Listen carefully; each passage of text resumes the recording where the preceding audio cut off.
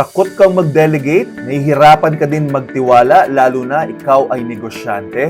Hi Joyful! Wala namang masama dyan sa iniisip mo dahil talagang tayong mga negosyante, una, mahal na mahal natin yung negosyo natin na parang sa tingin natin wala nang iba pang taong magmamahal katulad ng ibinibigay natin. Kaya minsan umaabot sa point na hindi, ako na lang yung gagawa. Kaso ang tanong, kamusta ka naman? Yung katawang lupa mo ay pagod na, bukod doon, yung mental health mo, hindi ka na makatulog. Bothered ka na. At hindi lang dun sa isang taong gusto mong pag-delegatean ang iyong naging issue dahil as a whole, nahihirapan ka na rin mag-trust sa mga taong hinar mo na nung una ay iniisip mong makakatulong sa'yo sa iyong pagpapalaki ng negosyo. Ang aking gustong i-share sa'yo ay, naintindihan kita, but please understand, kailangan ma-duplicate natin yung ating mga sarili at pagkatiwalaan yung mga employees natin. Remember, hindi nila matatapatan yung pagmamahal na ibinibigay mo sa negosyo mo. Fact yan. Dahil una, hindi naman nila negosyo yan. But, kapag nakapag-delegate ka sa mga employees mo, ang magandang mangyayari sa iyo ay you will have a lot of time,